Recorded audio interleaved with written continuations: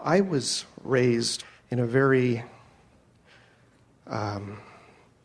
heavy Judeo-Christian background in education. And I was programmed to believe about God and about Jesus and salvation. And what were you programmed to believe? That if you don't accept Christ as your Savior, there is no salvation in the next life. Well, now let's soften that so that it feels better to you. Okay. Interesting that in the room just now, Jerry pulled a Bible from the drawer and just opened it. And Jesus said, "Ask and it will be given." And Jerry said, "This sounds very familiar."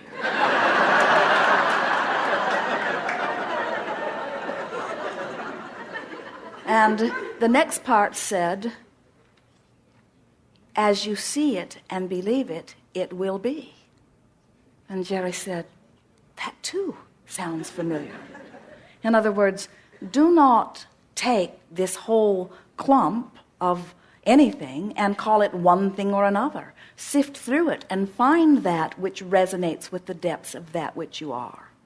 We were talking earlier about symbols, and someone was talking about the mantra of Gum. And we say all religions and so many methodologies have found points of focus for you to focus upon. And so it was said that this was someone who was connected, so much so that he too was a healer. So why not use a symbol like that of someone tuned in, tapped in, turned on as something that you too are wanting to achieve? And we agree, people do sort of get carried away with the rhetoric. It's true of every religion. Religions gravitate so far from where they started. But there isn't anything wrong with you identifying the essence of that and holding onto it.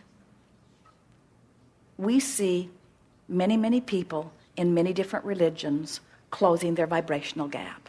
In other words, their life is causing them to want, and their religion causes them to believe. And so there is nothing wrong with religion, and there is nothing wrong with that religion. But guidance outside of you can never replace guidance within you. And in fact, if you are really listening to what Jesus and so many others had to say, that was their dominant message. That kingdom of heaven that you are seeking is within. Now, we don't know how they got to the place that they're at. In other words, we agree that there are a whole lot of people who profess that as their religion who are very far from being connected to source energy. You can tell that because they don't feel good. Anyone who is angry in their religion isn't living it. Yes, I see. But we don't want you to describe yourself as a recovering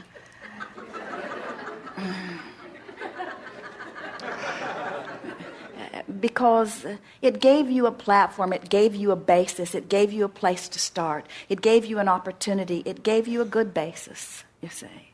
I see. And now you're expanding from it, and that is good, and that is what all religions at the heart were teaching. It's an interesting thing to watch this movement of religions, because someone like Esther gets into a vibration where she can interpret from source, and then others hear it and like the sound of it and begin to write it down. And all of that is fine until they conclude that the religion can only go as far as those words were. When the whole point of an experience like this, and everyone that was at the heart of every religion that you know of was interpreting in some way. In the early days of Esther and Jerry doing this work, they did a radio show in San Antonio. That's when they learned the true meaning of the Bible Belt.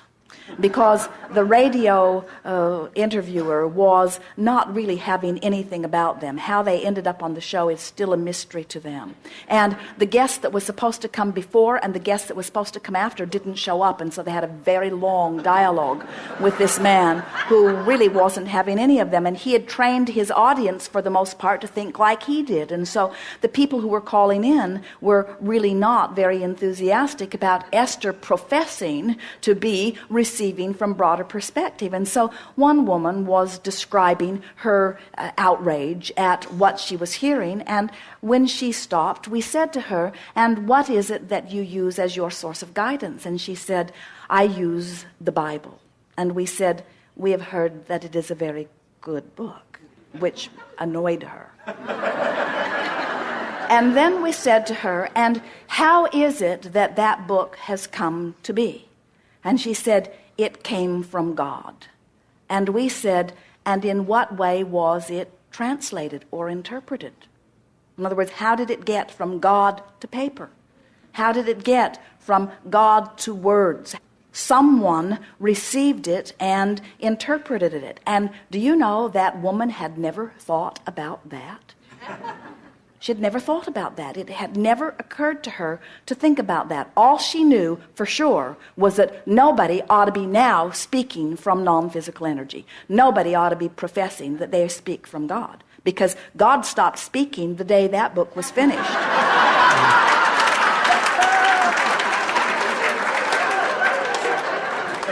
So now it turns out everybody's got a damn book, and they're all professing that it's the book.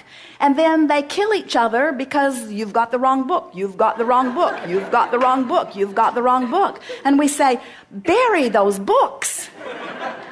Let them be. You all have access to source energy.